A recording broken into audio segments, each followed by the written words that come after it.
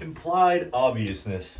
Do you guys remember that scene in The Wolf of Wall Street? When they're like, if I put you in at 10 and took you out at 50, you wouldn't be asking me this question now, would you, Bob? It's a little bit aggressive, right? That's implied obviousness. It's like, obviously, if I, just made you $40 per share, we wouldn't be having this conversation, right, Bob? The slight upward inflection, but the slight aggression. So implied obviousness as a tonality is used super similarly to our absolute certainty. So our absolute certainty. It's the closest tonality to absolute certainty without being absolutely certain.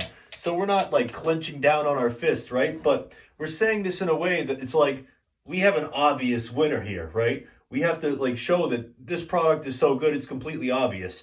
You know, if I saved you $50,000 on a cash discount last year and you lost no customers, you wouldn't be asking me these questions, would you, Bob?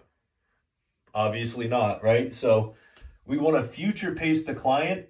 We call it future pacing into already seeing himself or herself with the product in their store right now. So if I put you in there, and you already had saved 50 grand, so now they're imagining themselves, if I have this product, I'm going to save $50,000. And that's how we future pace. We get them to see themselves on the product. So don't quite get bite down in your mouthpiece, so to speak, as we say, but get a little bit cocky with this tonality. But you have to quickly come out of this one because similar to absolute certainty, you can't stay in this tonality too long because it gets a little bit aggressive or you'll come off as arrogant and cocky. It has its place. So this is almost like a duh, right? So we're kind of working reverse here, but it's kind of like a duh. It's like, obviously, if I took you in at this and put you out at that, right?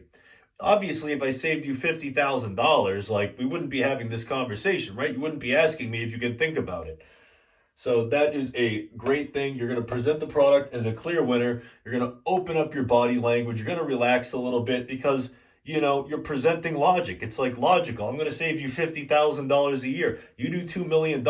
Your processing rates are going to go down to zero. Currently, you're on a 2.5% rate. I'm going to save you $50,000 this year. So lean back in your chair. It's logical and it's certain. You're creating a logical case. You're leaning back. You're creating an emotional case. Then you're leaning in. So this is a logical case. It's implied obviousness. You're saying something so obvious that you shouldn't even be having to have the conversation right now with the prospect because you have a clear winner, my friends.